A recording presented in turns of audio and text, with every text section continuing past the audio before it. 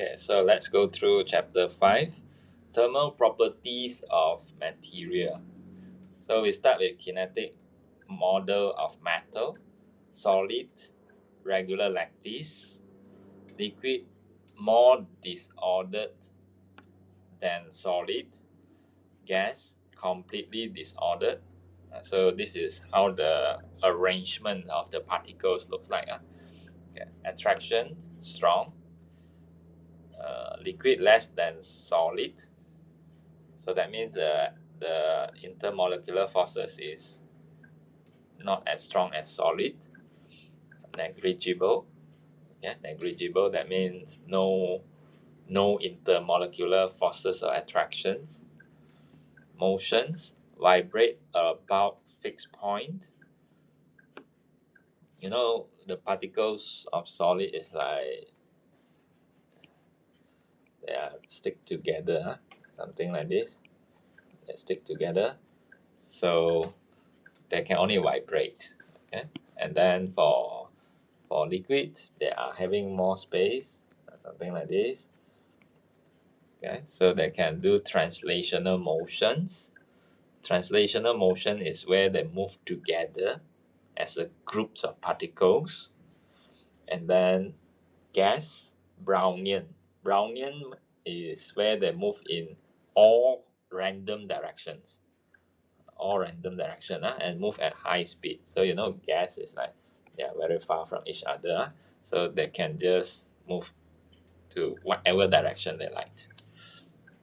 5.2 melting, boiling, and evaporations. So first, melting, boiling happens throughout substance, and it happens at fixed temperature and pressures, whereas evaporation happens on the surface. It happens at all temperature. Okay, so spacing and potential energy.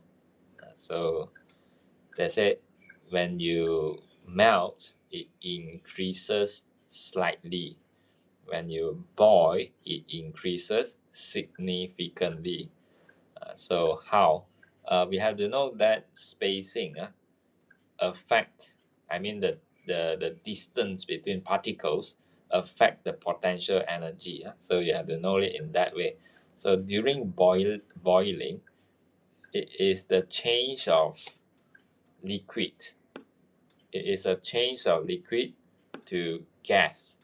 As you can see, there is a big increase in spacing. So because of that, the potential energy increase a lot. So, or in other words, you can put it in this way. Or maybe I compare first. If you look at solid and solid to liquid, you can see the spacing is a small increase.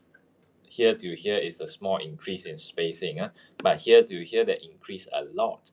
So because of that, this one, the potential energy increase a little bit, and this one to this one, the potential energy increase a lot. Okay, so okay, I write down here, small increase in spacing. So small increase in PE. So here to here, big increase in spacing. Hence, big increase in potential energy. So it is in that way. So during melting and boiling, we can take it in this way also. Energy supplied to boil or energy supplied to melt is used to break the intermolecular forces. And when the intermolecular forces break, then spacing increase. And then potential energy increase. So That is general lah. For both melting and boiling, this fact is true. Okay. Now, temperature and kinetic energy. So you can see two approaches. The first two approaches used for potential energy and kinetic energy. Potential energy, we take it through spacing or through mean distance. Kinetic energy, we approach it through temperature. Okay, so temperature during melting and boiling is constant. So that means there is no change in kinetic energy. The heat supply is used to increase potential energy, but not kinetic energy. Okay, so kinetic energy remain the same. Now, evaporations. Evaporations, they say here, remaining liquid cools. You know, the more energetic energies you come up from the surface, and then they will make the remaining liquid having less energy in average. So because of that, low kinetic energy means low temperature. So that happens to evaporation where there is a cooling effect. Okay, now next one. Melting and boiling occurs without change in temperature. Temperature is a measure of random kinetic energy of the particles. Okay, so at phase transitions, all energy used to break bonds.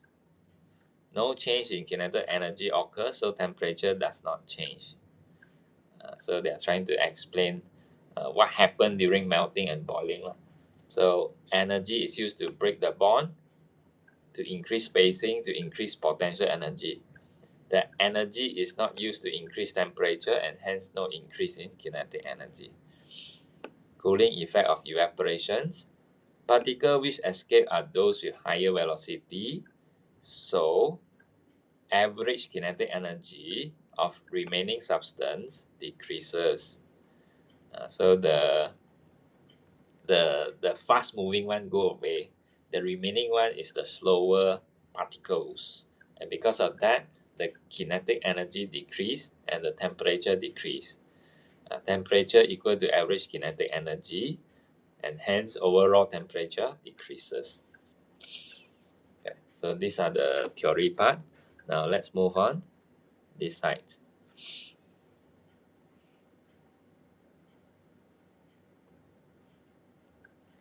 Okay. 5.3 specific heat capacity and latent heat.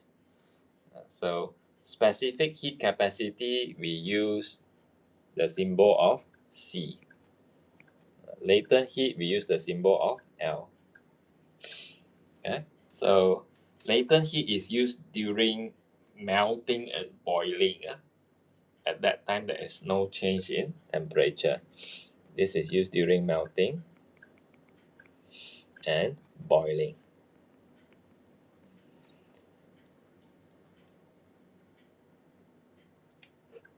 And C is used at other time other than melting and boiling, where there is a change in temperature.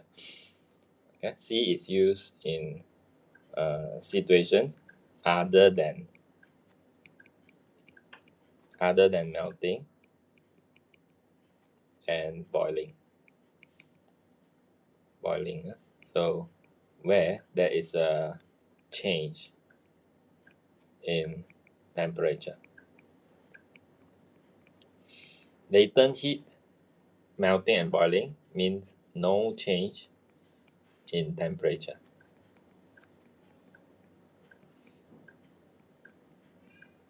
Okay, so these are the main concept or the basic concept. So we look at the first point, specific heat capacity, energy required. To understand this definition, right, my suggestion is you look at the formula first. Okay, so we have E equal to mc change in temperature. And then the C is the specific heat capacity, right? You make it as the subject. Then you get C equal to E over M delta theta. So E is energy. So that's why to define specific heat capacity, we start with energy. Energy required per unit mass. Per unit mass because you divide by mass, right? So you get unit mass at the end of the substance to raise the temperature by 1 Kelvin. And because you divide by change in temperature, so that means end up with 1 Kelvin at the end. 1 kg, 1 Kelvin. Whatever you divide, it end up with 1 unit. Okay, so 1 kg, 1 Kelvin. So that's why the definition should make sense when you look at the formula at the same time.